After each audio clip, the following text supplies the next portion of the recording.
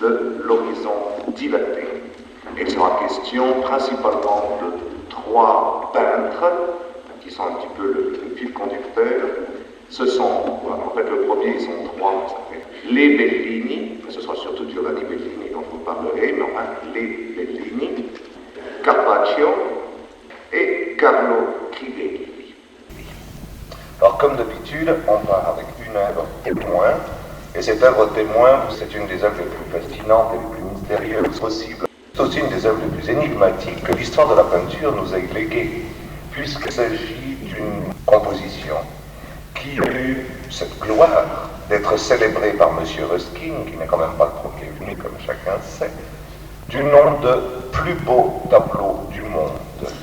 Se promenant donc dans un musée coréen complètement désert, il est tombé en arrêt sur une toile qui à l'époque était accrochée au mur par d'autres, pas mise en vedette comme elle l'est aujourd'hui, et cette toile s'est arrêtée devant, stupéfait. Et il a consacré 18 pages, ce qui est énorme pour Ruskin parce qu'il écrivait petit, 18 pages à l'étude, mais surtout à l'emportement que lui suggérait. Cette œuvre extrêmement curieuse, qui du coup d'ailleurs met en évidence un artiste extrêmement curieux, mais alors celui-là, on aura le temps de se familiariser aujourd'hui avec lui. Cet artiste, c'est Vittore Carpaccio. Et l'œuvre que vous avez là porte, à défaut de mieux, le titre de Les deux courtisanes. C'est peut-être deux courtisanes, c'est peut-être pas deux courtisanes, on ne le saura jamais, puisqu'en fait, aucune étude iconographique jusqu'ici n'a été totalement satisfaisante sur cette œuvre. Il est de fait qu'à première vue, on a l'impression d'une scène de genre vénitienne du XVe siècle, avec deux dames sur une terrasse peuplée d'animaux, un pan, des tourterelles, un pigeon. Les deux dames jouent avec des chiens, l'un est tout petit et pose pour M. Carpaccio, l'autre est très grand et s'embête tellement qu'il fait le zouave, bien sûr. Puis il y a un page qui apparaît à gauche. Donc, à première vue, scène de genre. Et Ruskin dit bien qu'au premier abord, lui aussi, il a passé devant cette œuvre comme ça, pensant à une scène de genre. Seulement, et c'est là que l'œil de Ruskin est un œil assez extraordinaire, il s'est arrêté juste avant de prolonger son parcours et il s'est mis à bien regarder cette œuvre. Et toutes les étrangetés ont commencé à lui apparaître. Première des étrangetés, qu'est-ce que c'est que cette sorte de nature morte d'être vivant? C'est-à-dire des personnages qui en fait font tout ce que vous voulez, mais s'ignorent les uns les autres. Il y a vraiment comme une sorte de cloisonnement absolu et infrangible, non seulement entre les deux femmes, mais entre les femmes et les animaux, entre les animaux eux-mêmes, et même entre ce curieux page que vous voyez apparaître à gauche. C'est une peinture du total silence, c'est une peinture du temps suspendu, mais c'est pas une peinture de l'instantané qui suspend le temps. Au contraire, on dirait que de toute éternité, ces personnages et ces objets ont été posés là comme une forme d'emblème. Et c'est à ce moment-là que Ruskin a commencé à ressentir cette œuvre, non plus comme une scène de genre, mais comme une sorte d'allégorie. Mais l'allégorie de quoi lui-même a avoué, pour finir, être incapable de décrypter véritablement le sens profond de ce tableau. Il est de fait que la remarque qu'il a faite, et qui a été depuis reprise par nombreux iconographes et historiens de l'art, la remarque qu'il a faite est la suivante: est-ce qu'il s'agit vraiment de deux femmes ou est-ce qu'il s'agit d'une seule et même femme représentée à deux moments de sa vie? Car en fait, si vous y regardez bien, il y a bel et bien deux types de femmes différents, l'une beaucoup plus mince, l'autre beaucoup plus pleine. L'une beaucoup plus méditative, la deuxième beaucoup plus attentive. Un regard véritablement rêveur et perdu sur un horizon dilaté, la plus jeune, l'autre au contraire d'une fixité presque effrayante, la plus, disons, âgée, si vous le voulez ou si vous préférez, la plus mûre. Donc est-ce qu'il s'agirait en fait du destin de la courtisane, représenté par deux moments de sa vie, l'une où elle est encore dans une relative pureté, l'autre où vraiment ce sens commercial de la vocation l'a marqué au point qu'elle a cette acuité d'expression, de regard et de geste. Bon, c'est la théorie de Ruskin et je vous répète, cette théorie-là est aujourd'hui encore relativement admise par les iconographes. On a trouvé 1000 autres explications possibles à ce tableau. Il s'agirait en fait d'une allégorie alchimique, il s'agirait en fait d'une allégorie ésotérique, il s'agirait même d'une allégorie occultiste. Tout cela, nous voulons bien. Ce qui n'en demeure pas moins, c'est que c'est une œuvre magique au sens le plus fort du terme, je crois, et Vittore Carpaccio, dans cette œuvre-là, signe comme au paroxysme ce qui fait la singularité propre de son génie.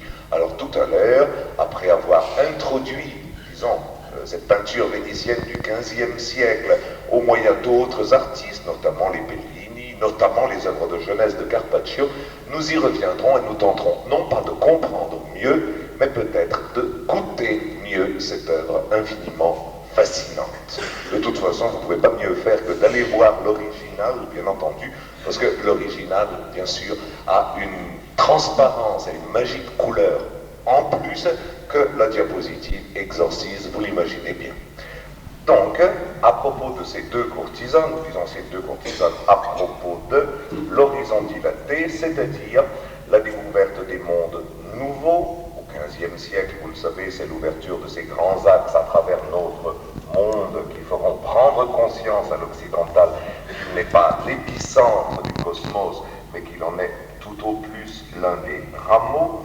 L'ouverture donc à un monde élargi, l'ouverture au lointain, et avec cette ouverture au lointain, l'ouverture à l'imaginaire, à l'étrange, à la fascination, bref, à tout ce qui forme cette magie de la peinture dont Venise a certainement été la plus grande maîtresse.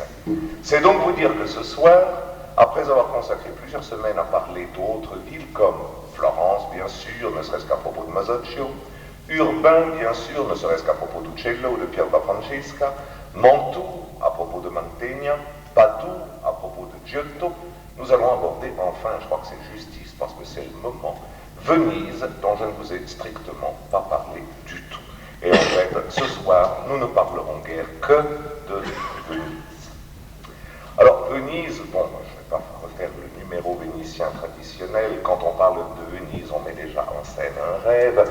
Vous le savez tous aussi bien que moi, donc je vais lui passer ce couplet-là. Venise au XVe siècle, on va restreindre là, Venise au XVe siècle, eh bien, je dois vous dire, c'est le mythe et le rêve, mais à son apogée. J'ai eu l'occasion ces semaines passées de beaucoup parler de Venise, mais c'était Venise au XVIIIe, où j'essayais de montrer, peut-être certains d'entre vous m'avaient suivi, que Venise au XVIIIe siècle vivait avec grandeur une inéluctable agonie, tandis que ce soir, c'est Venise en pleine possession de sa puissance. C'est la Sérénissime régnant sur les mers, c'est le pouvoir, c'est l'argent, c'est la prospérité, c'est le luxe. Jamais Venise n'a été et jamais Venise ne sera plus aussi riche qu'elle l'est au moment de cette dynastie des Bellini, Carpaccio, Crivelli. C'est le très très grand moment, disons bien, de Venise. Aussi, j'ai pensé utile quand même de vous parler un tout petit peu des raisons pour lesquelles cette petite ville condamnée à mort dès le premier jour de son histoire, fatalement, cette espèce d'Atlantide en suspens, comment cette petite ville Atlantide en suspens est devenue la maîtresse des mers, au moins au XVe siècle. Alors, première des raisons de cette apogée, cette apothéose de Venise au XVe, la richesse et la prospérité de la ville, je l'ai déjà dit, et vous le savez. Mais vous savez que cela vient à Venise de la prépondérance absolue qu'elle a, sans partage, sur les comptoirs commerciaux, et beaucoup mieux que ça, sur les mers, c'est-à-dire sur les routes qui mènent aux comptoirs commerciaux, de l'Adriatique et de la Méditerranée orientale.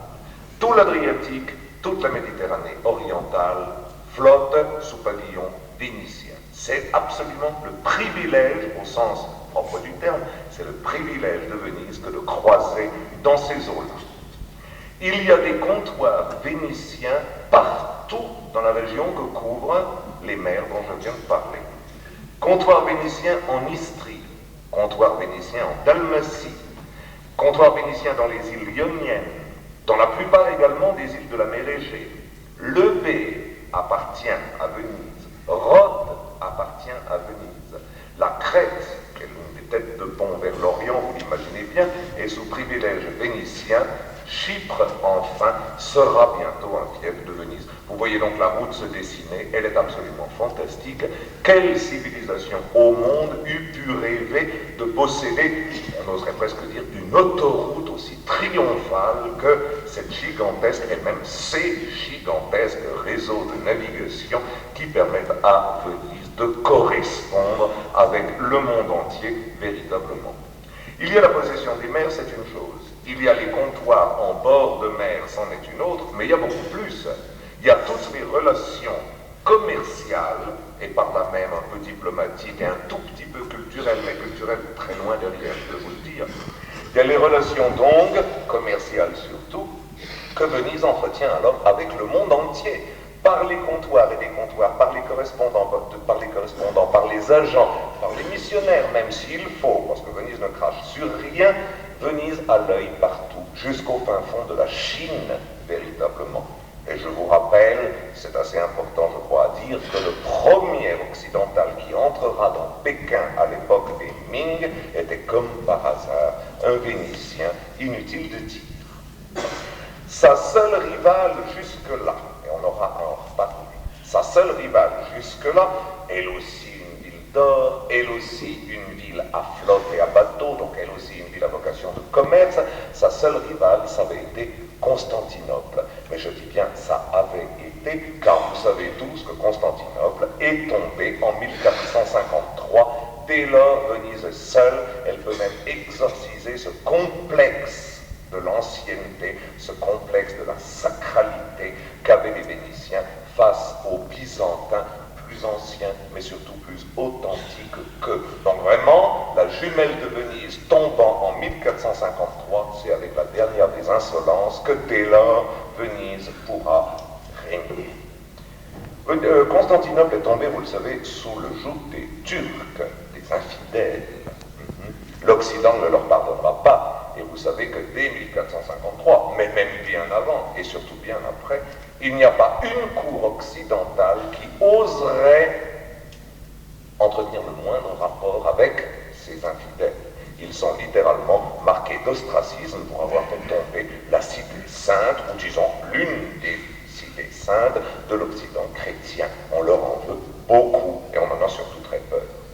Or, la seule cité qui ose, et avec une insolence somptueuse, traiter avec les infidèles, mais tous les jours, pour des temps pour cent, pour des privilèges spéciaux, pour des petits passages à droite, pour des petits dividendes à gauche, les seuls, c'est Venise. Venise traite gaillardement et tranquillement et sereinement, c'est peut-être pour ça qu'on l'appelle la Sérénissime d'ailleurs, sereinement donc, aussi bien avec l'Occident qu'avec ces êtres maudits et comment dire ça, rejetés de tout l'Occident que sont les infidèles. Ce qui permet alors à Venise d'appuyer encore ces fameuses autoroutes maritimes, d'autoroutes dans les terres, car ils sont naturellement franchises de passage de par, comment dit-on, firmament de la cour ottomane. Et par là même, ils ouvrent des voies qui pénétreront jusqu'au fin fond de l'Égypte, par exemple, et nous verrons même que l'Égypte était au XVe siècle un lieu de haut tourisme vénitien. Il y a des peintres qui sont allés y peindre, notamment l'un des Bellini. Donc tout va pour le mieux dans la meilleure des Venises possibles, mais il faut quand même avouer une chose, Venise est riche, puissante, bien, pas de problème, on la craint, mais on l'aime pas beaucoup. N'oubliez pas qu'il y a des siècles que tout le reste de l'Occident a à en vouloir à Venise. D'abord, elle est trop riche. Ensuite, elle est trop insolente. Troisièmement, comme je l'ai dit tout à l'heure, elle traite avec n'importe qui, même avec les maudits à face noire. Mais surtout, quatrièmement, on se souvient que Venise a fait sa fortune sur les erreurs, si l'on peut appeler ça erreur, sur les glissements d'itinéraires, si vous préférez, que les Vénitiens eux-mêmes ont dicté à ces héros purs et preux qu'on appelait les croisés. On se souvient, même en 1460 et 1470, de l'époque peu bénie de 1201, c'est-à-dire de l'organisation de la 4e croisade, au cours de laquelle, marchandage fait, Venise a réussi à faire bifurquer la flotte croisée sur Constantinople pour détruire l'insolence alors de Byzance.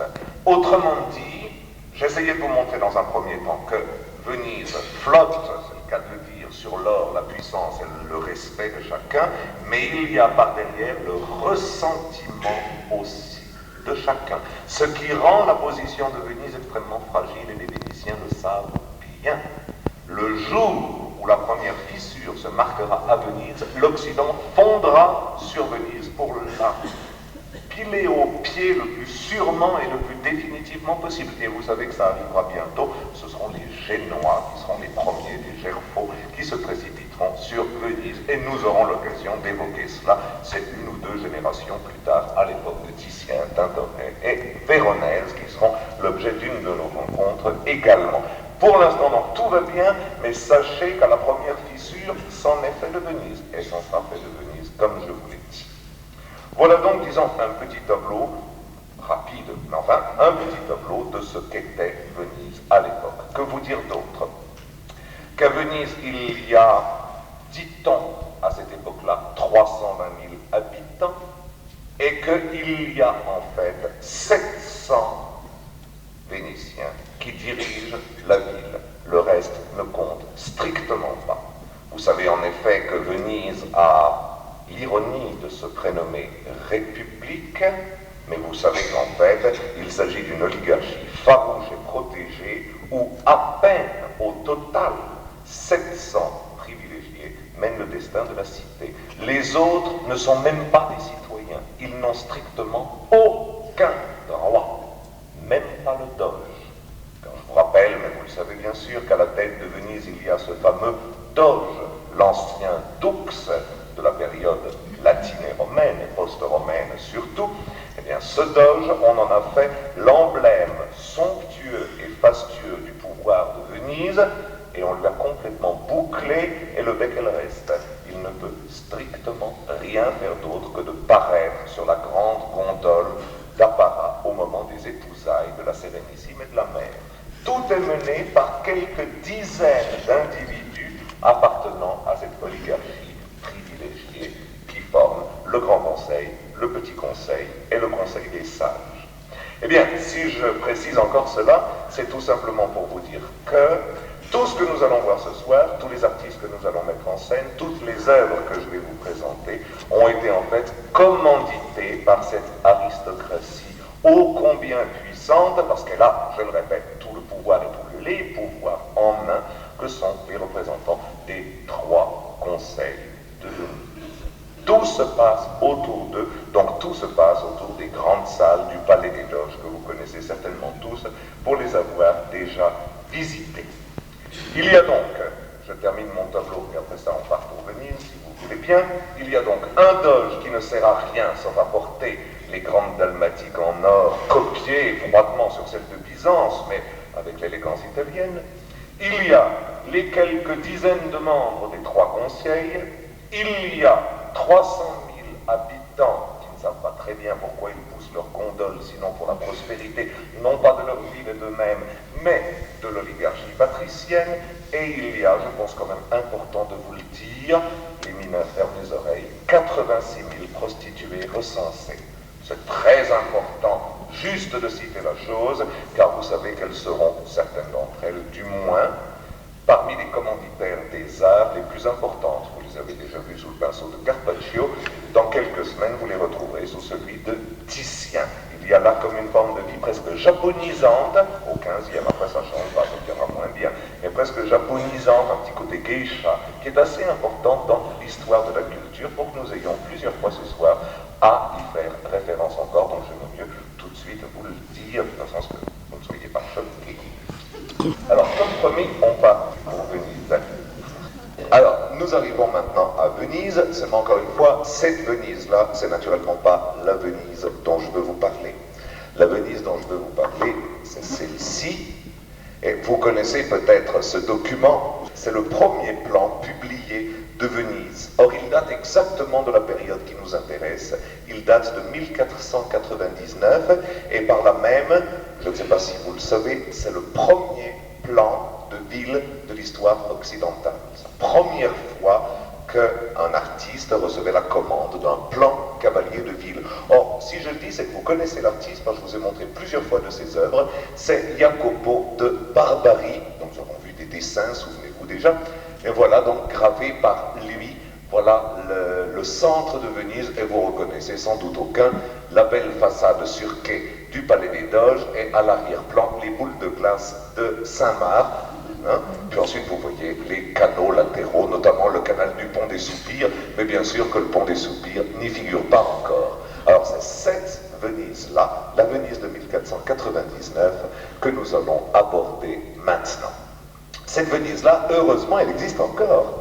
Car il est évident que malgré les embellissements fabuleux qu'a connu Venise au XVIe, XVIIe et XVIIIe siècle, date auxquelles les plus grands et les plus beaux des palais ont été construits, il n'en reste pas moins certains tronçons de canaux entiers, et surtout sur les grands canaux, certains palais entiers qui datent de notre XVe siècle et vous montrent un peu l'insolence du goût des Vénitiens. Jusque-là, jusqu'à présent, c'est peut-être pas tellement insolent, comme vous pouvez voir. En effet, ça a été, enfin, c'est toujours d'ailleurs, l'un des petits canaux qui menait aux entrepôts. Et il s'agissait en fait des dépendances, des grandes maisons. Ces grandes maisons, vous les découvrez maintenant. Alors, une architecture absolument étonnante, bien sûr une architecture de transition. N'oubliez pas que Venise n'est pas sur le grand axe des idées nouvelles de la Renaissance, elle est un peu en marge. Par là même, dans ces marges, Venise se crée son art à elle. Il y a énormément de traditions médiévales dans l'architecture vénitienne, une tradition gothique d'ailleurs qui est extrêmement évidente dans cette façade-ci, mais cette tradition gothique, vous sentez peut-être que l'architecte, qui est presque un sculpteur plutôt qu'un architecte, disons-le bien, vous sentez peut-être que l'architecte l'allège, le rend plus décoratif encore que n'est l'art gothique traditionnel, plus ornemental que n'est l'art gothique traditionnel, comme s'il y avait une sorte de clin d'œil complémentaire par-dessus le gothique à l'Orient.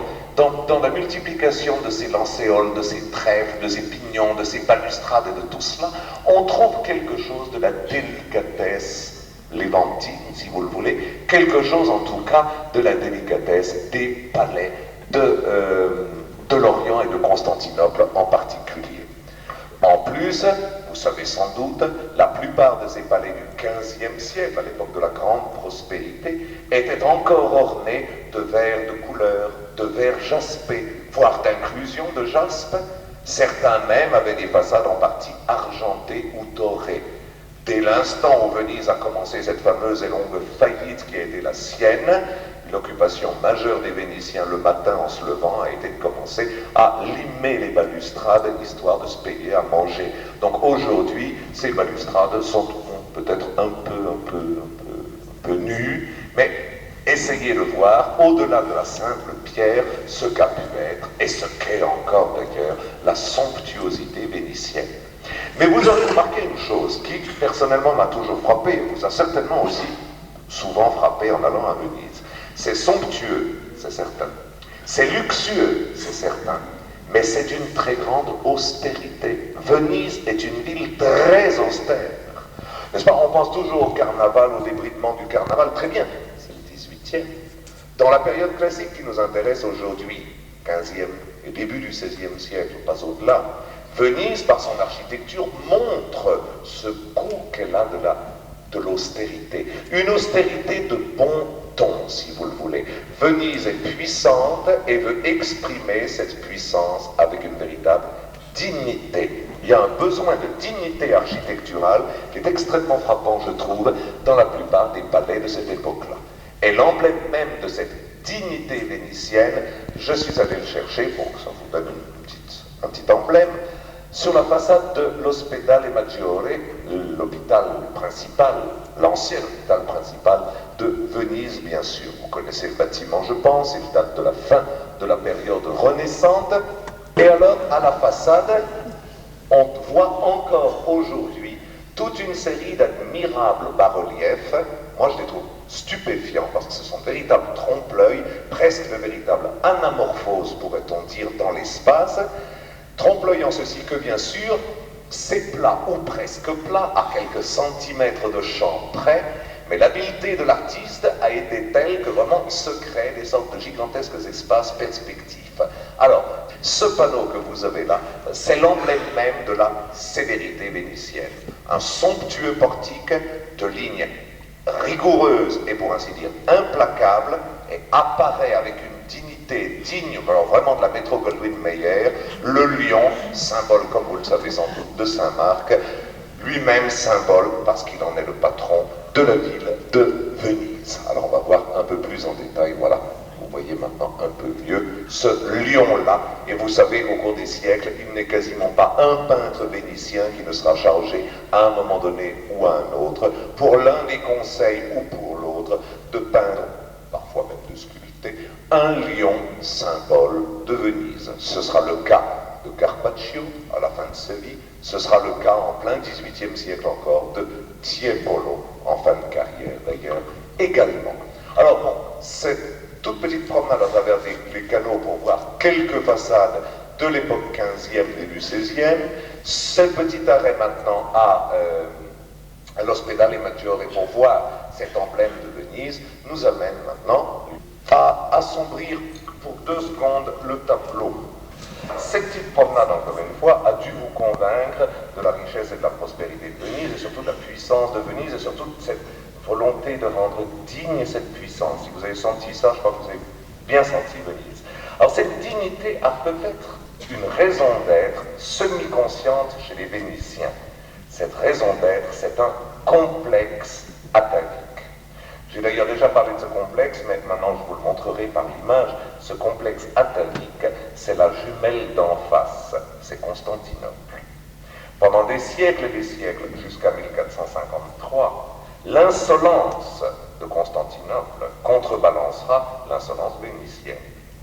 La richesse, la grandeur, la puissance de Constantinople gênent terriblement les Vénitiens. N'oubliez pas que c'est les 2 têtes de pont de l'Orient et de l'Occident, Constantinople et Venise. Ce sont des sœurs, ce sont des jumelles, c'est presque le reflet d'une même idée. D'un côté Venise, de l'autre côté Constantinople. Donc, elles doivent se haïr, elles se haïssent.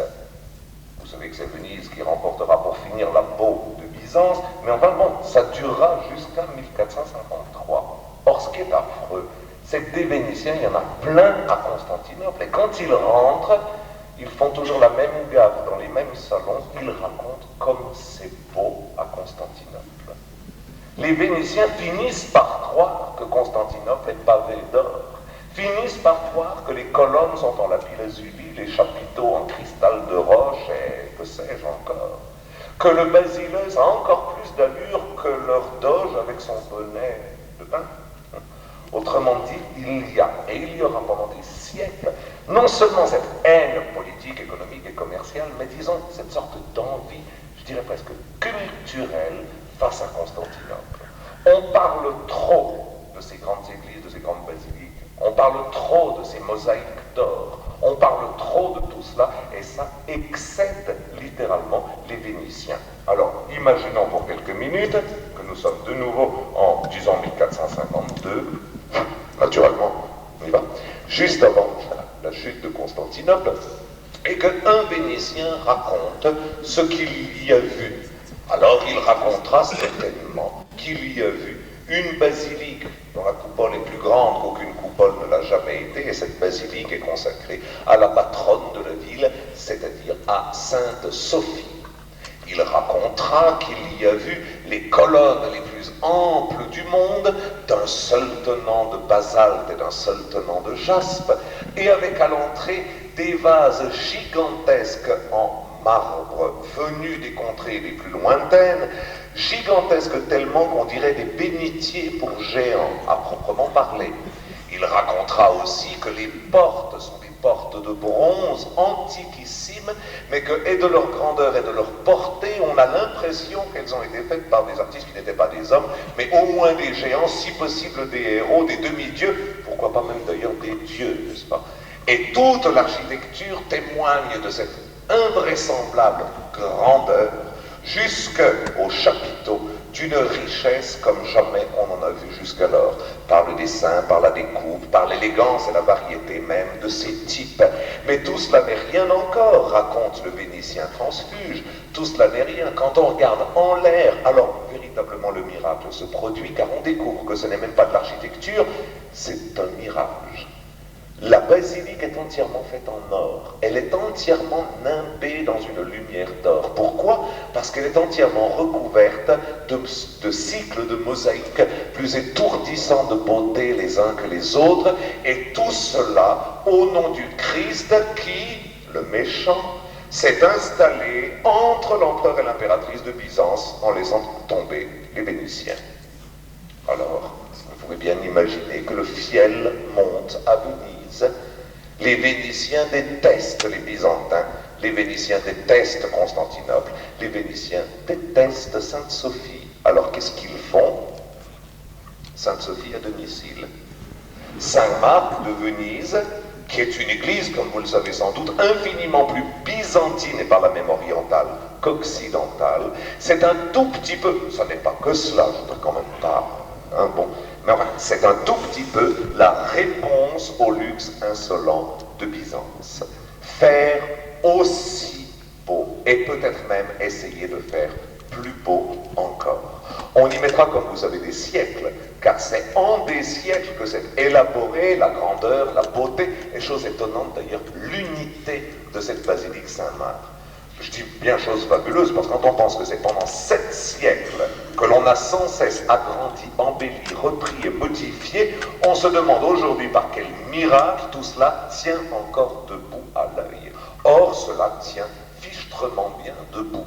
Alors, dans cette basilique elle-même très byzantine et très constantinopolite donc, on a répandu encore plus d'or qu'à Sainte-Sophie.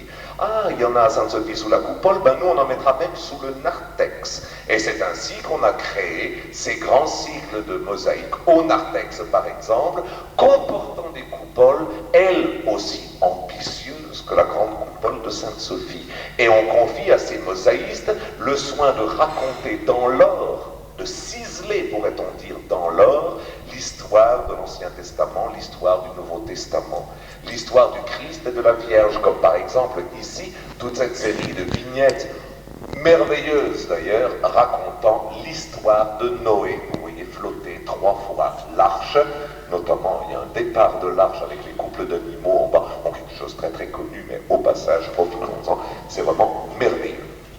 Je vous montre un autre détail que je trouve moi aussi très très beau, cette construction de la tour de Babel que vous avez là, également figurant dans le premier narthex. C'est un tout petit peu l'emblème de ce qu'est Saint-Marc de Venise, c'est-à-dire vraiment grimper cette basilique plus haut et plus beau que jamais l'homme n'a osé grimper. Seulement, ce n'est pas que l'extérieur qui marque cette somptuosité d'exorcisme, l'intérieur aussi. Il y a à l'entrée des lions l'inévitable lion gardien, celui-là plus rugissant qu'aucun lion byzantin, inutile de vous le dire. Il faudrait peut-être remonter jusqu'à la période perse pour trouver des lions aussi terrifiants que ceux de Saint-Marc, car naturellement, ces lions-là ont toujours la mission de protéger l'intégrité et l'inexpugnabilité même de la Sérénissime. Et lorsque l'on a reçu ce droit de passer entre les lions, on découvre l'intérieur, et à l'intérieur, comme vous le savez sans doute, c'est même plus le choc, c'est même plus l'effet du miracle, c'est au-delà de cela, c'est l'indicible, puisqu'au beau milieu de la basilique se dresse cette monstrance d'or, d'émaux et de pierres semi-précieuses et précieuses que l'on appelle la Palla d'Oro. La Palla d'Oro, c'est par excellence la conjuration et à tout jamais de tout Orient à Venise. Elle est plus orientale presque qu'il est permis, car en fait, elle situe maintenant à Venise cette tête de pont de la grandeur. La Palla d'Oro conjure et à jamais tous les complexes et tous les mauvais rêves de tous les Vénitiens. Car maintenant, il faut qu'on commence à parler de peinture. Vous avez vu Saint-Marc, vous savez que j'aurais pu prendre une autre église, simplement Saint-Marc est la plus dorée, donc c'était, disons, la plus parlante pour mon propos de ce soir. Mais il y a à Venise une infinité de ces églises pavées des marbres les plus fins, soutenues par les jastres les plus délicats et ornées des polyptyques les plus brillants et les plus dorés qui soient. Car en fait, si maintenant nous restreignons le champ des arts à la peinture qui va nous occuper jusqu'à la fin, disons bien ceci, que l'art vénitien, dans la période traditionnelle qui est encore celle où nous sommes, l'aube de la Renaissance, fin du XIVe, tout début du XVe, la peinture traditionnelle vénitienne est une drôle de peinture. Pourquoi? Parce que ce sont les patriciens vénitiens qui la commanditent. Ils ne laissent pas du tout les artistes s'exprimer comme les artistes pourraient ou peut-être même voudraient le faire. L'artiste a ce rôle, on pourrait presque dire ce relais, de soutenir une cause vénitienne qu'on fait triompher depuis les pignons de Saint-Marc jusqu'au lion d'entrée. Alors, la peinture vénitienne au XIVe siècle, vous allez voir deux polyptyques des deux artistes, Lorenzo Veneziano et Jacobello del Fiore. Voilà l'exemple type d'une peinture, appelons-la classiquement vénitienne du temps. Point 1, ce sont toujours des polyptyques. Point 2, par leur ampleur même, ces polyptyques sont presque des iconostases orientalisantes, c'est gigantesque. Point 3, l'or y est systématiquement prédominant. Point 4, l'utilisation de cet or est non seulement, bien sûr, inclus dans la composition et par là même dans la peinture, mais aussi dans cette véritable architecture qu'est l'encadrement du polyptyque. À savoir que, lorsqu'on entre dans la pénombre de l'église, à la lumière des cierges, le polyptyque éclate avec autant de somptuosité que la Pala d'Oro, polyptyque des polyptyques, à la basilique Saint-Marc, église des églises. Donc les Vénitiens laissent, pas seulement laissent, les Vénitiens veulent que leurs artistes servent un art comme celui que vous avez sous les yeux, c'est-à-dire, et disons-le bien, un art passéiste. L'art que vous avez sous les yeux, ce fameux support qu'est le fond d'or, ce fameux isolationnisme hiératique des personnages les uns par rapport aux autres, le lien très artificiel de personnage à personnage par le biais de l'encadrement et donc de l'architecture, tout cela sent son Byzance à plein nez. Or, nous sommes au début du XVe siècle. Donc, chose extrêmement curieuse, au point où nous sommes, fin de la période gothique, début de la Renaissance, Venise ne veut pas entendre parler du renouveau des arts. Le renouveau des arts desservirait, pense-t-elle, sa cause.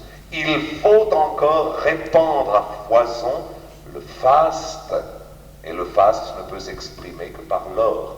Donc on tient à cet or autant qu'on peut y tenir. La dernière des villes qui ne se laissera séduire par le langage de la Renaissance, c'est bien Venise. Mais maintenant, nous arrivons justement à ce fameux jour où enfin Venise va céder. Comme je l'expliquais à l'instant, c'est surtout pour des raisons moins politiques que de prestige que Venise va prolonger cette forme de passéisme qu'est la byzantinisation à outrance d'un art comme celui de la peinture. La conséquence en est, en synthèse, que la Renaissance a une peine folle à s'instaurer. Jusqu'au moment où, et c'est là que nous arrivons, le reste de l'Italie va littéralement provoquer Venise. Il y a un humanisme florissant à Florence, il y a un humanisme florissant à Rome, il y a un humanisme florissant à Naples, c'est-à-dire dans les trois grandes villes au sein desquelles devrait s'inscrire la Sérénissime. Bon, la Sérénissime n'y est pas. Oui, mais dans les petites villes, dans les petits villages, chez ces gens de rien du tout que sont les petits princes qui doivent se taper dessus entre eux pour avoir de quoi manger, ce qu'on appelle les condottieri, il y a aussi la Renaissance. Dans une petite ville dont aucun Vénitien n'a jamais entendu parler et qui s'appelle Urbain, le monde n'est plus le monde que l'on vit à Byzance. À Byzance, c'est un autre monde, c'est le monde moderne. Dans la petite cour de ces espèces d'aigrefins qu'on appelle les Est à Ferrare, et dans leur vieux château moisi, médiéval et croulant, on vit un monde qui n'est plus le monde de partout ailleurs, parce que c'est le monde moderne. Alors à Urbain, à Ferrare, partout, à Vérone, à Padoue, partout, tout le monde s'est mis à l'heure nouvelle d'un monde nouveau. Et Venise continue à résister. Or, il se trouvera qu'à l'intérieur même, ce monde nouveau va parvenir. Par quoi? En grande partie par cette diffusion fabuleuse du savoir que sera l'imprimerie. Les écrits commencent à pénétrer, les idées commencent à pénétrer, l'humanisme commence à pénétrer, et on découvre à Venise, dans cette espèce de byzantinisme confit, qu'il y a des espaces dynamiques, qu'il y a des espaces narratifs, qu'il y a des espaces perspectifs, qu'il y a l'Antiquité, qu'il y a les mondes étrangers, qu'il y a une foule de choses que les Vénitiens eux-mêmes veulent se mettre à exploiter. Alors tout d'un coup, Venise décide de s'ouvrir à ce monde nouveau et les premières commandes arrivent. Nous voulons maintenant une peinture qui soit une peinture nouvelle. Parmi les tout premiers d'ailleurs, ce sont les patriciens Vendramine à avoir osé se passer de ce fond d'or en disant bien haut, nous n'en voulons plus, ça fait vraiment vieux genre. Oui, ben en fait, avouons bien que la veille ils y tenaient encore, ne pouvant plus résister, ils s'ouvrent. Seulement c'est très joli de dire nous voulons une peinture nouvelle, mais qui va la peindre? Tous les artistes travaillent à tour de bras et jusqu'à l'épuisement à Rome, à Florence, à Naples, mais aussi à Urbain, à Ferrare, à Milan, etc., etc. Qui va peindre? Par miracle, il va se trouver une famille de Vénitiens, mais vraiment par miracle, qui va servir les aspirations renaissantes, toutes nouvelles. Cette famille, ce sont les Bellini, et nous allons parler maintenant des Bellini. Si vous permettez, je vais d'abord vous les présenter les trois, un père et deux fils. Le père, c'est Jacopo Bellini. C'est un transfuge de Venise. Plutôt que de continuer à étudier la grande tradition byzantinisante qui régnait alors à Venise, il est allé apprendre un petit peu plus loin, à Padoue d'abord, à Florence aussi un petit peu, auprès de Gentile da Fabriano, un art qui est encore un art gothique, car Gentile da Fabriano est un gothique, mais un art qui est tout de même, vous allez le voir, repensé. Et il est revenu à Venise avec cet art repensé en quelque sorte à la lumière toscane de Gentile da Fabriano. À Venise, il n'a pas beaucoup de succès parce que son art ne convient pas encore aux aspirations renaissantes, c'est trop tôt. Ce qui fait que c'est avec stupeur que les Vénitiens vont apprendre un jour un phénomène assez extraordinaire. Ce jour, c'est 1441, c'est avant la Renaissance à Venise. En 1441, en effet, Jacopo Bellini a quitté Venise depuis quelques semaines, personne ne s'en est rendu compte, on s'en moque bien d'ailleurs. Puis il est allé à Ferrare, tout le monde s'en fiche, il peut aller dans ses nids d'aigle, si ça lui fait plaisir, ça m'intéresse personne. Ah oui, mais il est allé là-bas pour un concours de peinture.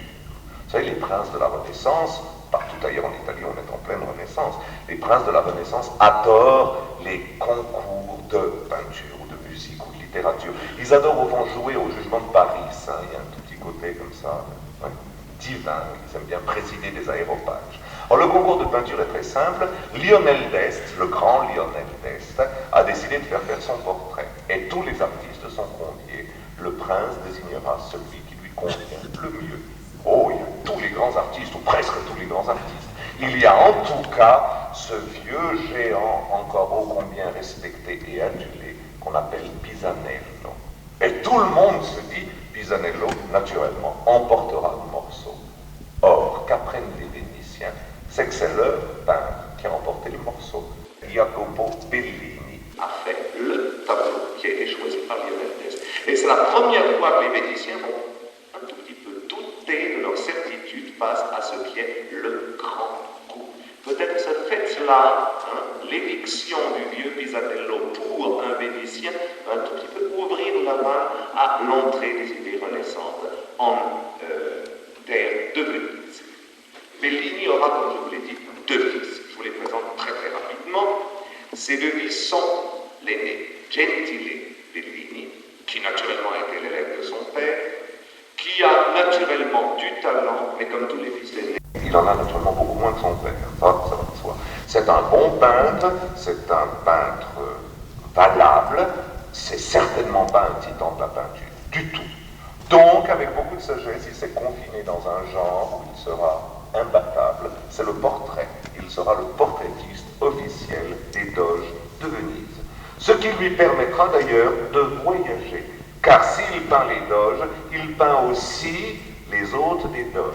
Et c'est ainsi qu'il devra aller notamment à Constantinople pour y exécuter le fameux portrait de Méhémet II, un des plus étonnants portraits d'orientaux de l'époque qui nous intéresse, l'époque renaissante. Ce portrait est à Londres, à la National Gallery de Londres, aujourd'hui. On dit même d'ailleurs qu'il en a profité pour continuer jusqu'en Égypte. Vous jugerez tout à l'heure à travers de petites indications, je vous indiquerai au passage. Bien, donc bon peintre, sans plus, c'est un peintre de cour. Le cadet s'appelle Giovanni. Giovanni Bellini, alors lui, c'est le génie. Il dépasse son frère et de loin, il dépasse son père et de loin, ça va de soi. Il a été l'élève de son père, bien sûr, le vieux Bellini est un véritable vampire par rapport à sa famille.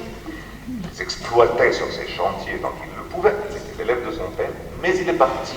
Il est parti et il s'est installé à Padoue, où il a fait la connaissance d'un artiste qui a le même âge que lui et qui va lui montrer qu'il y a une peinture nouvelle qu'il ignorait, ou presque jusqu'alors. Ce jeune artiste s'appelle Andrea Mantegna.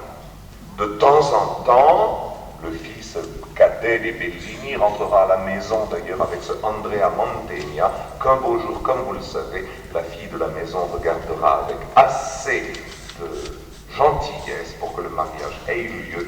Vous savez qu'en effet, Andrea Mantegna est devenu le gendre de la dynastie des Bellini.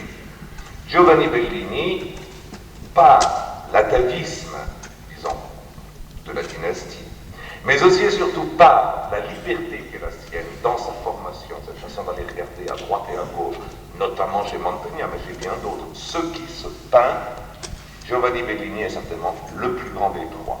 J'irais même jusqu'à dire que c'est l'un des plus grands peintres du XVe siècle à Venise, j'irais même jusqu'à dire que c'est l'un des plus grands peintres du XVe siècle, point.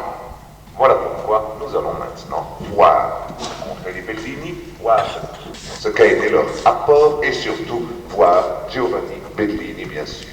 Voilà une œuvre du père, voilà une œuvre de Jacopo Bellini, et je pense que vous pouvez voir du coup que c'est infiniment honnête, c'est de bonne qualité. Je n'irai pas jusqu'à dire que c'est génial, mais c'est extrêmement novateur, comme je vous l'ai dit tout à l'heure, puisque dans le milieu vénitien, c'est l'une des premières œuvres qui se passe du fond d'or. Mais regardez bien, avec discrétion, puisqu'en fait, s'il n'y a pas le fond d'or, il y a presque le fond d'or, en ceci que le fond, c'est ce mosaïquage étrange d'anges et de chérubins en camailleux qui apparaissent derrière la Vierge. Tout de même, la façon de représenter le drapé, la façon de modeler le cou, le visage de la Vierge, la main de la Vierge aussi, apparut à l'époque extrêmement nouvelle. À Venise, mais aussi suffisamment nouvelle pour que, sur Pisanello, la peinture de Jacopo Bellini remporte en fait la palme de la nouveauté. Puis, comme je vous l'ai dit, on ne va pas parler plus de Jacopo Bellini, c'est un initiateur, un instigateur. Puis, comme je vous l'ai dit, nous passons à Gentile, l'aimé. Alors je vous montre son œuvre la plus attachante, certainement. Vous connaissez, je pense, et j'espère assez pour que j'ai pas besoin d'en parler, ce qu'on appelle à Venise les scuole, les écoles. Scuola di San Rocco, Scuola di San Giorgio, etc. Il y en a d'ailleurs toute une ribambelle ici, parce qu'on va en visiter quelques-unes dans un moment. Les écoles, ce sont ces sortes de groupements corporatifs qui, à côté de l'église, établissent une pièce dans laquelle elles décident de la vie de la corporation, elles décident de l'action de la corporation, elles décident aussi des bonnes œuvres de la corporation, une sorte de salle du chapitre, si l'on ose s'exprimer ainsi. Ces corporations à Venise sont naturellement en compétition de prospérité les unes les autres. Qui a la plus belle scuola, qui a la plus belle chambre de réunion, sera le mieux vu. Et par là même, au XVe siècle, aux plus grands artistes, on demande les plus beaux décors. Et c'est ainsi que l'une de ces scuole, la Scuola di San Giovanni Evangelista, l'école de Saint Jean l'Évangéliste, va commander aux jeunes peintres renaissants du moment une décoration ayant pour sujet fondamental les miracles de la croix à Venise. Oh, le prétexte anecdotique n'est pas d'un intérêt capital, ce seraient certains miracles qui, une bonne centaine ou même 2 bonnes centaines d'années auparavant, auraient eu lieu dans ou à côté des canaux de Venise. Alors, les jeunes peintres, vraiment les peintres modernes chargés de cela, ont été Gentile Bellini, vous voyez l'un des panneaux, je vais en parler, mais aussi Vittore Carpaccio. Nous verrons le panneau de Carpaccio lorsque nous entrerons dans son monde. Là, c'est l'histoire dans un canal d'un crucifix et d'une hostie tombée à l'eau et récupérée miraculeusement en la présence des membres du conseil de la corporation. Extrêmement intéressant comme tableau, puisqu'il s'agit de l'une des premières en date des vétutes vénitiennes. Et je pense que, depuis le temps que vous le regardez, je pense que vous avez vu que Venise a beaucoup plus intéressé Gentile Bellini que la croix, ça c'est une évidence. Il y a là un goût du pittoresque, un goût de la fascination du pittoresque qui est étonnant. Oui, il y a tout là-dessus. Il y a les dames au premier plan, bien entendu, à gauche. Il y a le monde qui se presse sur le pont. Il y a tous ceux qui essayent de plonger et qui sont déshabillés pour tenter de récupérer et la croix et l'hostie. Il y a le bon moine qui ressemble d'ailleurs à une apsara japonaise, là, en train de nager, parce que lui, il l'a trouvé. Il y a les donateurs à l'extrême droite. Il y a l'urbanisme de Venise. Tout y est. Et quand on se promène dans les détails de l'œuvre, vous allez voir, c'est extraordinaire. Il y a d'abord les portraits des donateurs. Ça, c'est l'emblème de la sévérité vénitienne. Regardez-moi ces visages. Même Frédéric de Montefeld n'aurait pas osé ressembler pareillement à une médaille de tir. Ça, c'est très, très, très vénitien. Alors, il y a les donateurs, comme je l'ai dit, mais il y a aussi et surtout tous les spectateurs. Et je vous ai remarqué tout à l'heure, là sur la gauche, je vous fais remarquer ce rang de dames richement parées, si j'ose dire opulentes, avec un sens du registre presque à l'égyptienne dans l'alignement des poitrines. Absolument étonnant. Gentile et Bellini se complaît dans cette série de portraits, plus beaux d'ailleurs les uns que les autres. Et puis, voilà le détail, regardez ça.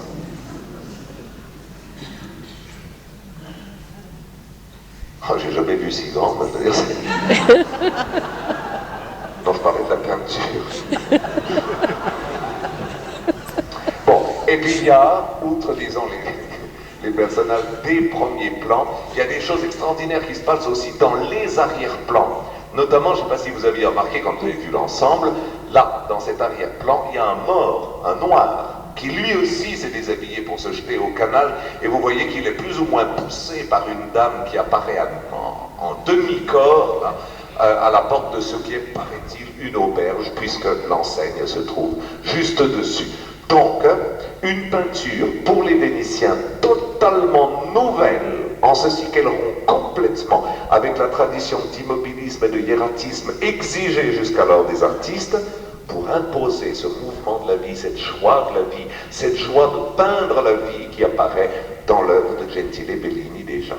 Pour en finir avec Gentile Bellini, je vous montre ce détail d'une prédication de Saint Marc avec un étonnant groupe central de femmes orientales, c'est extrêmement visible, si orientales d'ailleurs que Bellini ne peut pas en avoir entendu parler, sans doute aucun, il les a vues. Et c'est ce détail-là qui fait penser en fait que Bellini non seulement est allé à Constantinople, ce que nous savons par les archives, mais qu'il est allé jusqu'en Égypte, car la représentation qu'il donne d'Alexandrie et dans l'architecture et surtout dans les costumes de ces femmes que vous avez ici est d'une cohérence toute journalistique. Voilà donc pour Gentile Bellini. Mais vous n'avez rien vu, car maintenant nous ont montré Giovanni Bellini. Lui, c'est le véritable miracle de la peinture, le cadet des deux fils, des deux frères. Vous savez, je pense que Giovanni Bellini est le peintre des Madones. Il fait partie de ces peintres avec Lippi, avec Botticelli jusqu'à un certain point, qui se sont immortalisés dans les Vierges à l'enfant, dont il a été l'un des maîtres. C'est pourquoi je me suis dit, commençons par montrer quelques Madones. On va en voir en fait 3, tout simplement, pour que vous voyez l'extraordinaire évolution de cet homme. Je vous rappelle que Giovanni Bellini, à l'encontre des autres, ne veut pas rester vénitien. Il est sans cesse à l'affût de tout. Et on voit l'évolution de ses goûts et de ses intérêts, et on voit surtout l'intense liberté qu'il a pour, au fond, prendre pour lui le meilleur de ce que ses goûts mêmes lui apprennent. Regardez cette première Vierge, il est encore jeune homme à ce moment-là. Et avouez qu'elle ressemble de très très près aux Vierges d'Andrea Mantegna que je vous ai montré la dernière fois. Même architecture, même inclusion dans l'espace, même construction très pyramidale, même sévérité et ce même côté à la fois un peu nostalgique et amer, semble-t-il, dans le visage de la Vierge. Je ne dis pas qu'ils ont peint côte à côte une Vierge à l'enfant, je veux simplement dire, Giovanni Bellini montre ici l'intérêt qu'il avait pour Mantegna. Alors qu'un petit moment plus tard, regardez celle-là, elle est stupéfiante. À côté du presque camailleux à la Mantegna de tout à l'heure, vous avez un éclatement, une pétarade de couleurs absolument incroyable ici. Du blanc le plus blanc au rouge le plus rouge. Avec un paysage sublime d'ailleurs, regardez, on dirait un paysage après la pluie à l'arrière-plan. Là encore, une œuvre stupéfiante surtout, on se demande bien à quoi la rattacher. Ce petit chaperon rouge, il n'y en a littéralement pas de répondant dans l'histoire de l'art. C'est une œuvre un peu excessive, me direz-vous? Oui, c'est un peu excessif, mais il est très jeune encore, c'est un artiste qui se cherche, mais il se cherche, remarquez-le, à coup d'audace. Et quand il arrivera à sa maturité, il sera alors le créateur de ce fameux troisième type, qu'on appelle le type bellinien d'ailleurs, où les excès et de couleurs et de lignes se sont calmés, par rapport en tout cas aux deux que vous venez de voir, où le modelé se fait de plus en plus doux, on arrive presque à un modelé brumeux, à un modelé fumeux, si vous voulez, ce qu'on appelle le sfumato, en termes, disons, d'histoire de l'art italienne. Et surtout, la Vierge s'adoucit infiniment, au point qu'on pourrait presque dire que Giovanni Bellini préfigure ce que seront, dans leur suavité même, les Vierges de Raphaël, par exemple. Alors, ce type de Vierge-là, Giovanni Bellini, continuant encore un tout petit peu, va l'enrichir, car en effet, Giovanni Bellini, à son génie propre, ajoute encore une dimension supplémentaire qui est celle de scénographe. C'est un homme qui a l'art de mettre en scène les personnages qu'il peint comme aucun jusqu'alors. C'est un homme de l'espace, c'est un homme de la perspective, c'est un homme du raccourci, c'est même parfois un homme de l'anamorphose. Il crée donc, mais il crée véritablement, un type iconographique nouveau de représentation de la Vierge à l'enfant qu'on appelle la Sainte Conversation. C'est-à-dire que la Vierge à l'enfant s'entoure de saints dans une architecture de plus en plus complexe, vous allez le voir tout à l'heure, par là même diversifiant et élargissant l'ambition de son programme iconographique, mais aussi et surtout par là même se prêtant à des constructions de plus en plus étourdissantes. Voilà par exemple un Saint Jean-Baptiste qui entoure une Vierge, l'une des premières saintes conversations de Bellini, la Vierge et Saint Jean-Baptiste que vous avez là. Mais au cours des années, et comme je disais tout à l'heure, ces saintes conversations vont devenir de plus en plus complexes, jusqu'à l'admirable que vous avez par exemple à l'Académie de Venise, construction à la fois d'un immobilisme et en même temps d'un prospectivisme étonnant.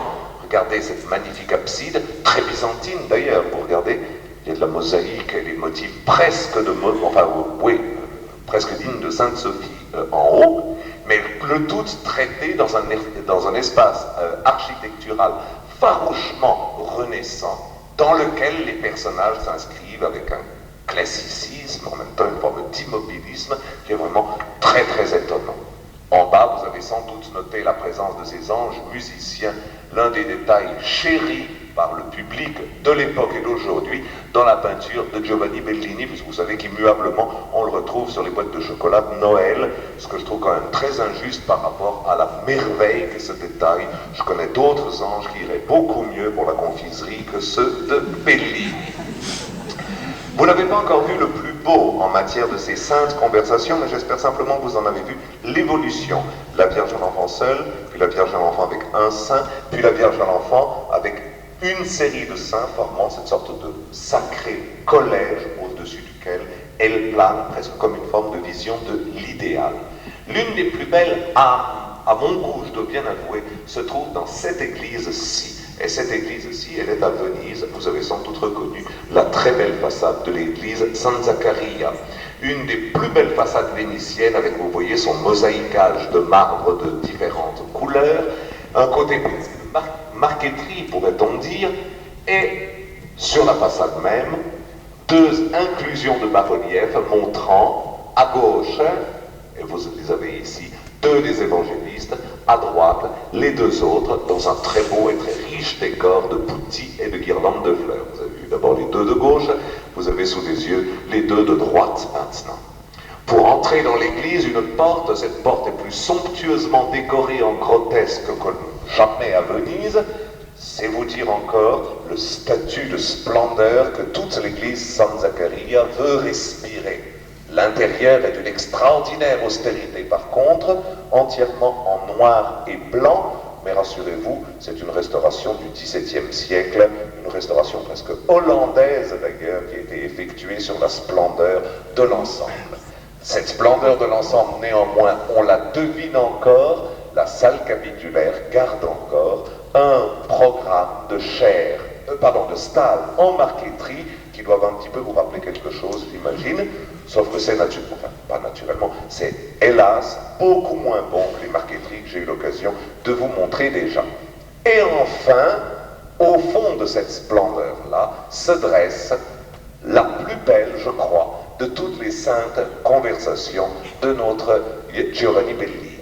Car regardez ici, la Vierge à l'enfant dans un cadre encore, si l'on peut dire, épuré par rapport au cadre de l'exemplaire de l'Académie de Venise que vous avez vu tout à l'heure, un cadre encore épuré, presque tout en horizontal et en vertical, et là-dedans des saints qui ont pris plus de consistance qu'ils ne l'avaient précédemment. Des saints dont les vêtements même sont comme soufflés, semble-t-il, par une sorte d'énergie intérieure, au point qu'on pourrait presque penser ici à un Michel-Ange, par exemple. Regardez quand on voit ici l'ensemble, avec des audaces de couleurs, alors là, tellement audacieuses que mon film en a tourné d'émotion. Je dois vous dire qu'en effet, la sainte du groupe de gauche est drapée dans un manteau d'un bleu brune qui est inouï, d'autant plus d'ailleurs quand il contraste avec le rouge du Saint-Jérôme de l'extrême droite. Donc il y a vraiment un jeu de couleurs et une subtilité de couleurs dans cette œuvre-là qui est étourdissante. Alors, par cette première série d'œuvres que nous venons de voir, depuis la simple Vierge à l'enfant jusqu'à ces grands chefs-d'œuvre des saintes conversations, vous vous êtes rendu compte, je pense, du génie indicible de Giovanni Bellini. Mais vous n'avez encore rien vu. Plus exactement, nous allons maintenant en tenter la synthèse. Quels sont les domaines particuliers de son génie? Moi, je dirais personnellement le premier des génies et le plus évident des génies de Giovanni Bellini, c'est d'avoir été le premier Vénitien à s'être intéressé à la lumière. C'est un luministe, comme le seront beaucoup plus tard un Titien ou un Tintoret, si vous le voulez. On pourrait presque dire qu'il leur ouvre la voie en s'intéressant à ces variations d'une lumière exquisément douce à l'arrière de ses compositions. Ce que vous avez sous les yeux, c'est un tout petit tableau, en fait, qui se trouve à l'Académie de Venise. Bon, le tableau lui-même est superbe, la Vierge est, je trouve, extraordinaire d'émotion. Regardez ce détail qui est follement agrandi par rapport à l'original, et je pense que du coup, vous pouvez mieux voir ce modelé fumé dont je parlais tout à l'heure, où il n'y a plus aucune ligne évidente, mais tout est une sorte de jeu de valeurs en transparence, pourrait-on dire. Donc bon, déjà, à ce niveau-là, l'œuvre est fabuleuse, mais aussi et surtout, et c'était mon propos, la lumière est fabuleuse. Et j'utilisais cette œuvre pour vous parler de lumière. La ville, regardez, déjà est baignée d'une lumière d'une étonnante douceur, mais surtout, regardez l'arrière-fond montagneux là-bas. Contre ce contrefort qui est à contre-jour d'ailleurs et qui est presque noir, on voit au lointain des lointains apparaître des chaînes de montagne presque cristallines et presque opalescentes. Est-ce que vous ne trouvez pas qu'elles annoncent en fait, elles préparent déjà le terrain à tout ce fameux luminisme vénitien que nous verrons triompher dans un peu moins d'un siècle? Première des choses donc, la lumière. Deuxième des choses, je dirais l'espace. Une utilisation de l'espace chez Giovanni Bellini qui est d'une audace et d'une intelligence absolument folle. J'en veux pour exemple, ce tableau, ce seul tableau-ci. C'est d'ailleurs l'un des plus beaux Bellini qui existent, preuve que les papes ont bon goût, car vous pourrez aller le chercher à la Pinacothèque Vaticane à Rome. C'est d'ailleurs l'une des seules vraiment bonnes œuvres de cette pinacothèque.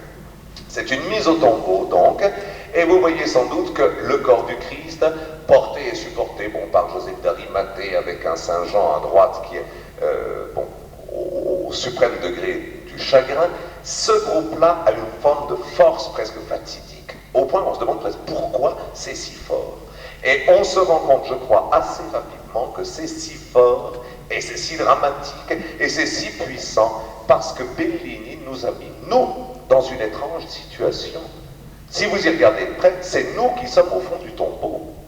Nous voyons cette œuvre en contre-haut, et par là même les personnages y gagnent une sorte de monumentalité fatidique, disais-je tout à l'heure, qui me paraît très très novatrice dans une œuvre comme celle-ci. Donc, sens de la lumière d'abord, c'est peut-être ce que l'on dit le plus conventionnellement à propos de Giovanni Bellini, mais aussi cet étonnant sens d'une occupation de l'espace. À quoi j'ajouterai un troisième et dernier domaine avant de quitter Giovanni Bellini et les Bellini, le sens du sujet. Giovanni Bellini est un iconographe absolument étonnant. Et je vais vous en donner pour preuve une série de 5 petits panneaux qu'il a peints et qui sont d'ailleurs célébrissimes. Petits panneaux sur l'origine desquels on se pose encore 1000 questions, qu'on semble néanmoins avoir récemment résolues. Ces 5 petits panneaux, qui sont 5 petites allégories résolument profanes, ont dû faire partie d'un cabinet de toilette ou éventuellement d'un meuble à bijoux, de toute façon d'un meuble commandité en plein Venise dans les premières années du XVIe. Le meuble a disparu, par miracle, les 5 allégories ont été conservées. Elles représentent, comme je crois que je vous le disais tout à l'heure, 5 domaines profanes du génie humain. Ici, par exemple, la vérité. Je dirais que dans cette œuvre-là, on voit encore, ou peut-être on peut deviner encore, un certain esprit gothique chez Bellini, ne serait-ce d'ailleurs que dans le nu même de cette allégorie de la vérité. Par contre, essayez de voir déjà, en vous rappelant que ça a à peine 25 cm de hauteur dans l'état original, essayez de voir déjà la subtilité du trompe-l'œil architectural, comment la niche est agencée, comment elle se présente dans l'espace, comment se créent des espèces de dimensions en contre-haut et en contre-bas, et vous verrez que cette œuvre, qui a l'air traditionnelle au premier abord, est déjà une œuvre révolutionnaire. Mais les autres sont encore plus étonnantes. Deuxième allégorie sur 5, le travail. C'est simplement l'illustration du travail, le proverbe, le travail porte ses fruits, comme vous pouvez voir, puisque celui qui a travaillé, en l'occurrence ici, est récompensé par un Dionysos Silène, par un plateau de fruits. Là encore, admirez surtout le paysage et ses lumières presque cuivrées, presque oxyde de cuivre même, de ce paysage qui est nettement un paysage de printemps. Nous avançons encore, et voilà, étonnante aussi, l'allégorie de la médisance. La médisance représentée donc comme cet être qui peut sortir tout d'un coup du néant d'une coquille pour cracher le venin de ces serpents sur la pauvre humanité qui ne se rend pas compte qu'elle la porte toute la journée comme un fardeau. La médisance est le fardeau des mauvaises gens. J'espère que les Vénitiens ont médité là-dessus. La quatrième, et nous arrivons aux 2 plus belles pour tout vous dire maintenant, la quatrième, splendide à mon sens, c'est l'allégorie de la fortune que vous avez ici, représentée donc comme une sphinge à la grecque, avec le bas du corps d'un oiseau, en équilibre précaire bien sûr sur les 2 boules, comme il se doit dans l'iconographie de toute fortune, portant à la main des vases qu'elle a vidés comme il se doit, ailée comme il se doit, les yeux bandés comme il se doit, mais s'inscrivant comme il ne se doit pas, par contre, dans un paysage étourdissant de nouveau. Je vous rappelle, 25 cm de hauteur au maximum. Un travail à la fois presque flamand, mais en même temps d'une poésie absolument indicible. Et je ne sais pas si vous êtes comme moi, mais chaque fois que je vois cette œuvre-là, ça me fait penser à Dürer. Et quand je pense que Dürer passera son temps, ou une partie de son temps à Venise, et qu'il y admirera particulièrement Giovanni Bellini, je ne peux pas m'empêcher de me dire qu'un jour ou l'autre, Dürer a dû regarder ce tableau-là, ne serait-ce d'ailleurs que pour les nombreuses fortunes qu'il a gravées au cours de sa carrière. Mais vous avez encore rien vu, il vous reste la 5e et dernière, et celle-là me paraît de loin la plus belle, voilà. C'est l'allégorie de l'amour, portant donc l'insondable mystère d'une sphère parfaite, triste et mélancolique, et entourée de ces produits de l'amour que sont les putti, dans un paysage d'ailleurs presque désolé, comme vous pouvez le voir, un paysage qui est un paysage d'automne celui-ci, mais sur lequel plane un immobilisme absolument étonnant. C'est une œuvre très déroutante, c'est une œuvre au-delà, disons, de tout réalisme, j'essaye de ne pas dire surréaliste, mais c'est presque cela déjà, sous le pinceau prophétique de Giovanni Bellini. Or, je crois que ces 3 raisons invoquées jusqu'à présent, sens de la lumière, sens de l'espace et de l'utilisation dramatique de l'espace, et maintenant ce sens iconographique extraordinairement développé, ne serait-ce qu'au travers de ces 5 allégories, vous montrent la dimension tout à fait exceptionnelle de cette première génération de desservants de la Renaissance qu'a été la génération des Bellini. Maintenant, je vais vous parler d'un peintre qui a été à côté d'eux, qui a d'ailleurs collaboré avec eux. Ce peintre, c'est Vittore Carpaccio. Or, Carpaccio Carpaccio, je vais raccourcir sa vie au maximum pour la simple et bonne raison qu'on n'en sait rien du tout. Vous savez qu'il est peut-être d'origine dalmate, mais en tout cas il n'est certainement pas vénitien, peut-être d'origine dalmate. Il est peut-être un enfant trouvé, ça s'est beaucoup dit en tout cas au XIXe siècle. Il a peut-être reçu ses premiers rudiments de peinture à Venise, mais on n'en est même pas sûr. La seule chose dont nous soyons sûrs, c'est que ces années de formation, appelez ça la création de son génie personnel, il ne les a pas fait à Venise, il les a fait à Ferrare. Ça a été, une fois de plus, un homme de Ferrare. Donc, il a vécu à Ferrare avec tous ces artistes dont je vous ai parlé déjà et qui avaient au fond le privilège de croiser dans Ferrare à cette époque-là. Pensez ce que ça a été pour le jeune Vittore Carpaccio que d'être à côté du très vieux Piero della Francesca, du très jeune Mantegna, de son contemporain Antonello da Messina et d'avoir également la faction des Flamands dirigée par Roger van der Weyden. Ne serait-ce que ces quatre-là étaient à Ferrare au moment où Carpaccio y était. Donc, le sérieux de la peinture de Piero della Francesca, le pittoresque de la peinture d'Andrea Mantegna, la folie d'Antonello de Messina et le métier de Roger van der Weyden, il va les assimiler comme chose parfaitement normale. Quand il arrivera donc à Venise, il pourra aussitôt se mettre au travail et vous savez qu'il sera le peintre par excellence de ces grands cycles d'ornementation pour les scuole de Venise, et c'est cela surtout que j'aimerais vous montrer maintenant. Voilà, alors je vous montre une première œuvre qu'il semble d'ailleurs avoir peinte à Ferrare, donc au tout début, et une œuvre qui marque encore beaucoup l'appartenance de son goût à la peinture ferraraise du temps. Il y a encore une fois un peu de Mantegna, un tout petit peu comme dans la première Vierge à l'enfant de Giovanni Bellini que je vous ai montré tout à l'heure. Donc il y a un tout petit peu de Mantegna dans la restriction des couleurs, dans cette limitation de la palette, peut-être aussi dans le côté très strict de la composition et aussi dans l'utilisation d'un premier plan sous forme de balustrade. Ça c'est un des procédés chers à Andrea Mantegna. Autrement dit, ça c'est un Carpaccio qui n'est pas encore Carpaccio. Mais, rentré à Venise, alors immédiatement, son génie explose. Vous vous souvenez que tout à l'heure, je vous ai dit, il aura la chance de pouvoir faire exploser son génie tout de suite, en ceci qu'il reçoit la commande d'une école. Oh, il ne reçoit pas toute l'école, ce serait trop beau. Un bout d'école. Et c'est la fameuse école où le miracle de la croix doit être représenté. Il travaille donc côte à côte avec Gentile Bellini. Vous avez vu tout à l'heure, si vous vous souvenez, le miracle de l'hostie et du crucifix retrouvé au fond du canal par un petit moine flottant comme une apsara. Voilà un autre miracle de la croix peint par Vittore Carpaccio. C'est la croix miraculeuse guérissant le possédé. Alors, je trouve ce tableau absolument extravagant parce que le titre en est donc la guérison du possédé et le sujet n'est traité que dans cette portion culte du tableau. Car c'est en effet à ce balcon que le possédé est guéri par la soumission de la croix. Donc tout cela est parfaitement inutile. Tout cela, c'est le jeu et l'exaltation de la peinture.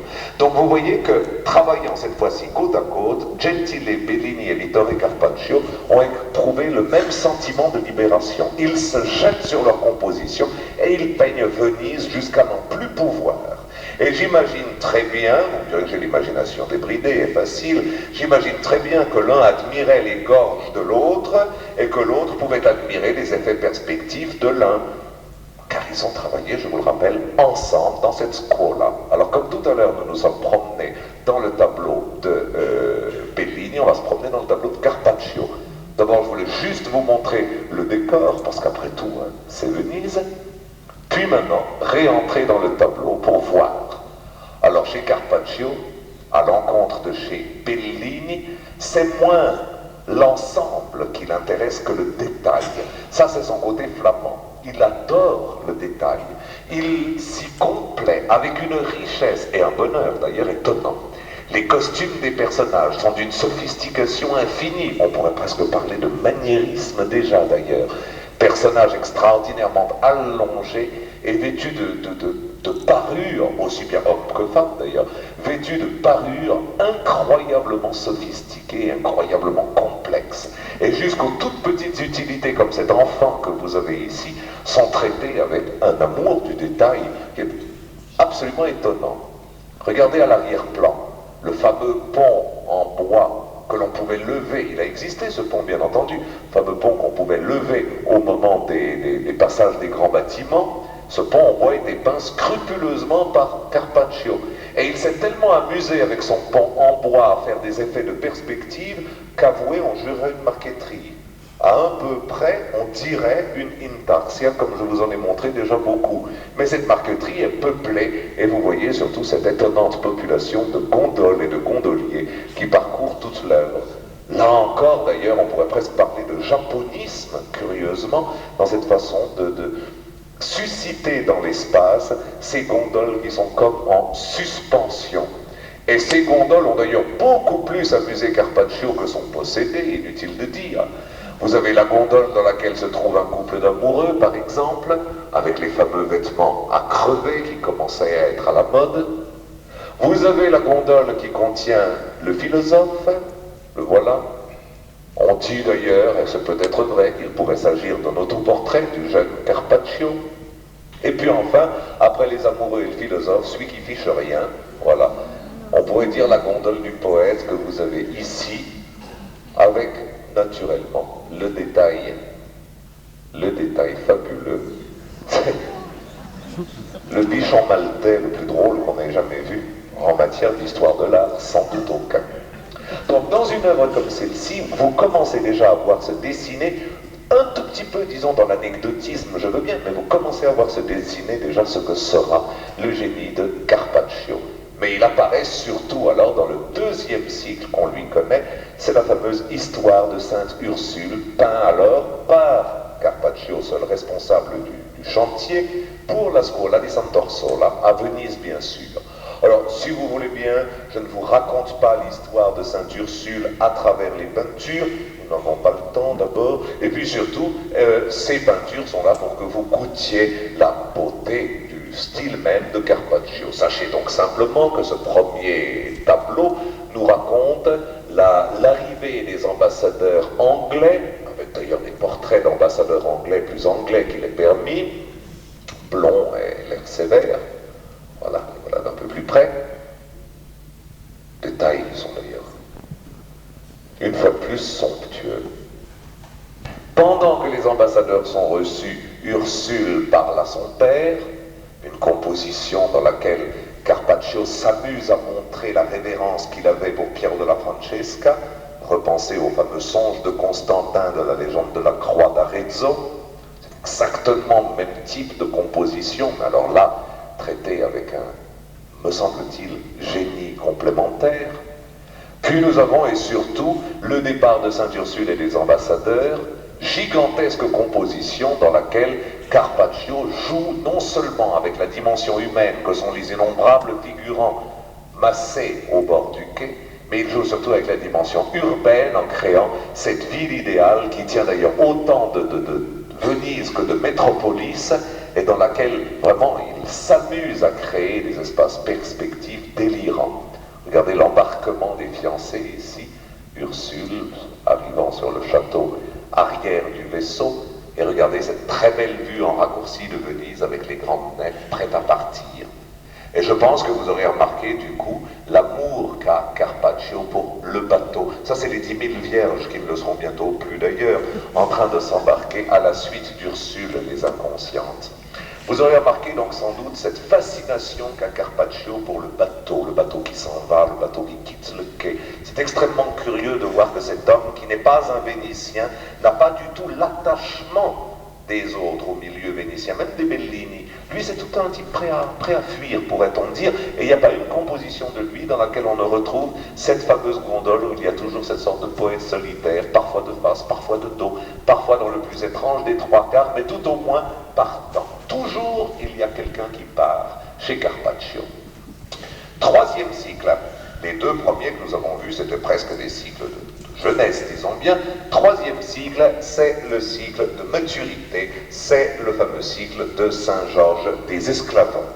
C'est un cycle admirable consacré au saint patron de la Dalmatie, ou si vous préférez, des Dalmates. Il y a donc Augustin, Attendez, qui il y a? Il y a Augustin, Jérôme, Georges et Tryphon, les 4 saints dalmates. Alors, je n'entre pas dans l'iconographie des saints non plus, je vous fais simplement regarder pour ce qu'elles sont, admirer pour ce qu'elles sont les compositions. Voilà certainement la plus remarquable par son hiératisme, ce saint Augustin à l'étude, que je crois d'ailleurs avoir déjà utilisé une semaine précédente, si je me souviens bien, pour vous parler de l'humaniste dans son studiolo, car en fait de saint Augustin, c'est bien la vision d'un humaniste au milieu de ses livres, de ses instruments de connaissance et de ses collections que Carpaccio a voulu nous peindre ici. Voilà donc le saint avec, remarquez, enfin peint ici les objets que vous avez vus marquetés dans les fameuses armoires et stalles de Vérone, donc tous ces instruments, et de Gubbio, tous ces instruments du savoir réunis autour du personnage dans des jeux perspectifs où Carpaccio montre là aussi son habileté. Même une armoire ouverte sur un pupitre à livres, sur des astrolabes, sur des ouvrages et des instruments scientifiques, bien entendu. Toute cette composition étant d'ailleurs dominée, comme vous avez pu le voir, par un acteur principal, dont l'aimable sourire vous est allé droit au cœur. Voilà. C'est l'éternel bichon maltais qui est décidément, lui aussi, comme une signature de Carpaccio. D'ailleurs, vous voyez qu'il figure à côté. Victor Carpatius Pingebat. Georges le Carpathe a peint. Alors, après avoir abordé l'école de San Giorgio avec l'œuvre la plus calme qui soit, le Saint-Augustin à l'étude, je voulais vous montrer l'œuvre la plus débridée qui soit. Naturellement, nous sommes toujours dans la même école, mais cela a trait au deuxième des saints dalmates, Saint Jérôme. Et voilà le jour où cet original de Jérôme n'a rien trouvé de mieux que de rentrer en son monastère accompagné du lion dont il venait de tirer une épine du pied. Je pense que vous connaissez tous la légende. Alors c'est une chose merveilleuse parce que le vieux Saint Jérôme est d'un calme absolu, ou plus exactement, il est stupéfait de voir les frères convers s'enfuir. Et ce qui est phénoménal, c'est d'assister à la fuite de ces frères convers, si vous y regardez bien, car ils fuient exactement comme des hirondelles ou comme des billes. Regardez, à la fin, bon là, ils sont en train d'amorcer le mouvement, mais la diagonale s'accentue de plus en plus, et lorsqu'ils arrivent au couvent même, ils s'envolent. Vous les voyez ici. Exactement comme un vol d'oiseau, vous les voyez partir, fuyant l'horrible vision du lion. Mais rassurez-vous tout de suite, les frères convers s'habitueront au lion, puisque le jour des funérailles de Saint Jérôme, vous voyez le corps du saint ici, déploré par les frères que vous avez autour, le lion sera presque devenu un animal domestique. Le voilà tout à droite, lui aussi en train de pleurer Saint Jérôme. Là, de nouveau, une œuvre extrêmement calme, une œuvre très arcadienne, si vous le voulez, d'une beauté dans les horizontales, qui me paraît vraiment tout à fait remarquable. Puis arrive Saint Georges, troisième des saints de la Scuola. Voilà donc Saint Georges combattant le dragon. Là aussi, une œuvre étonnante, surtout par le réalisme onirique. Ça vous paraît peut-être bizarre, réalisme onirique, mais je veux dire un réalisme si expressionniste qu'il en devient comme une sorte de cauchemar. Le réalisme onirique donc de ce décor de squelettes, de membres pourrissants et de cadavres tout frais encore, sur lequel galope le saint, et sur lequel d'ailleurs se défend, comme vous pouvez le voir, le dragon.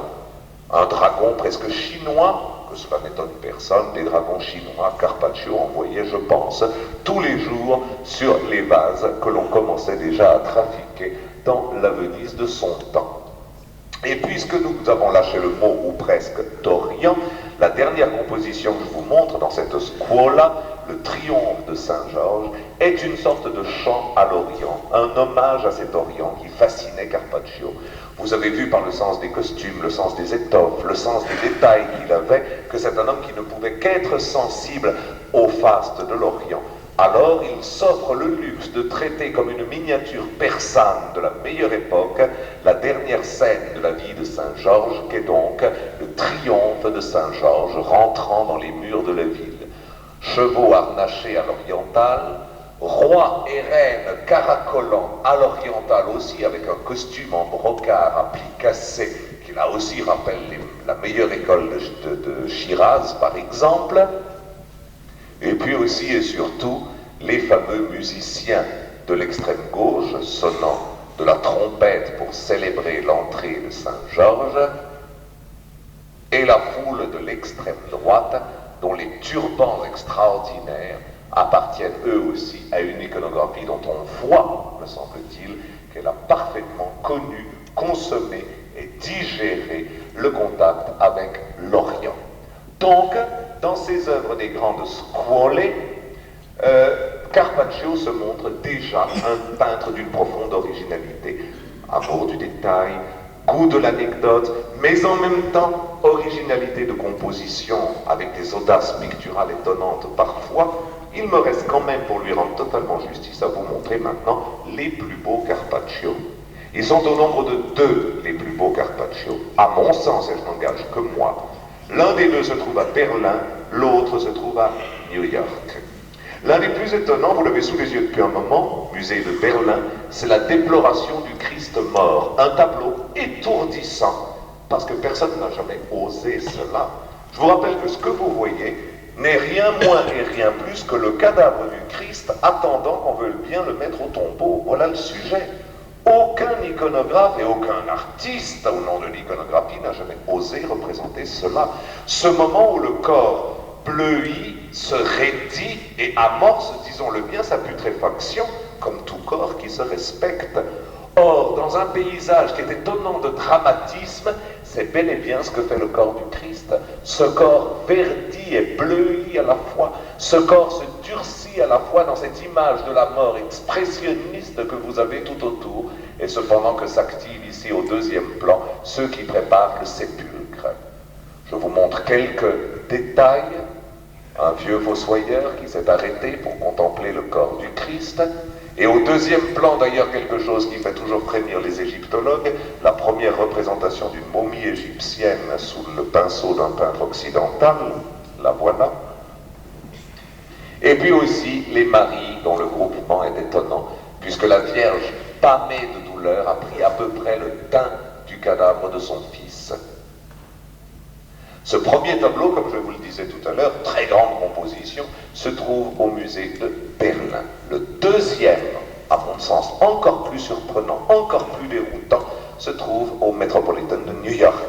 Il s'agit de la représentation d'une méditation sur le Christ mort. Là encore, un sujet qu'aucun iconographe jamais n'a traité, puisqu'il s'agit de nouveau du corps pantelant du Christ, mais qui semble comme trôner dans la mort, comme si la mort était en sorte un pouvoir et une prérogative qu'il tient à asseoir, cependant que 2 philosophes de part et d'autre, qui lui ressemblent d'ailleurs étonnamment, comme s'ils étaient ses reflets sur terre, sont en train de méditer sur cette désolation qu'est en fait la mort.